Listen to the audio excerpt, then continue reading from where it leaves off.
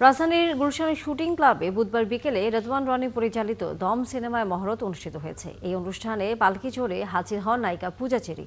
এই সিনেমায় প্রথমবার জুটি হয়েছেন অভিনেতা আফরান নিশো ও পূজা চেরি। আরও জানাচ্ছেন আফরান মিতুল।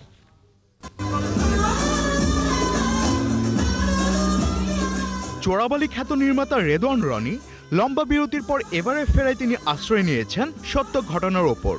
সারভাইভাল গল্প নিয়ে গড়ে উঠেছে দমের কাহিনী।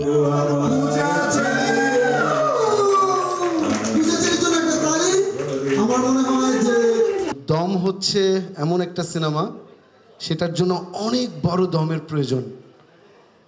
কেন অনেক বড় দমের প্রয়োজন এটা আপনারা সিনেমা দেখলেই অবশ্যই বুঝতে পারবেন। এসভিএফ আলফা আই এন্টারটেইনমেন্ট ও চরকির প্রযোজনায় নির্মিত হচ্ছে দম সিনেমাটি। শাহরিয়ার শাকিল জানালেন, একদমই তিনি দমে শুটিং শেষ করতে চান। যে সিনেমার শুটিং শুরু হচ্ছে, আমাদের টিম একদম প্রস্তুত এবং আপনারা জানেনও যে এই সিনেমাটা এই ঈদ উল ফিতর 2026-এ আমরা হাজির করতে চাই এবং সেই টার্গেট অনুযায়ী আমরা শুটিং শুরু করছি।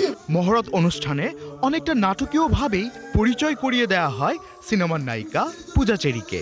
তার গল্পের আন্ডারস্ট্যান্ডিং আমাকে মুগ্ধ করে এবং আমি বলতে চাই যে যারাই রাইটিং সিনারিওতে ছিল বা ক্রিয়েটিভ অ্যাঙ্গেলে ছিল, তারা সবাই আসলে খুব দক্ষতার সাথে এত সুন্দর একটা স্ক্রিপ্ট আমাদেরকে উপহার দিতে যাচ্ছে।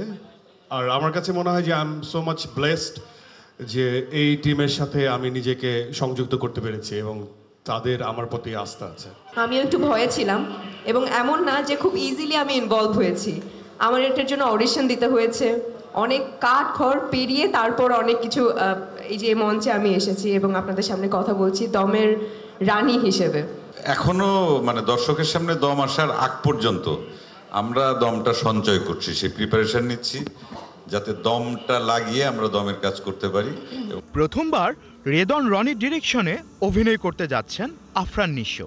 মহরতে পূজা চেরি জানালেন, আফরান নিশোর অভিনয়ের ভক্ত তিনি। চঞ্চল ভাই, তোমার দেখতে খুবই ফানি লাগতেছে।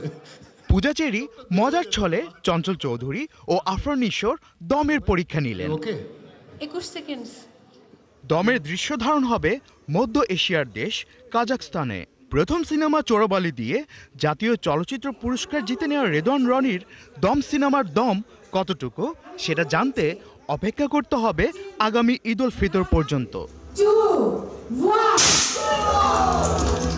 আফরান মিতুল, ৭১, ঢাকা।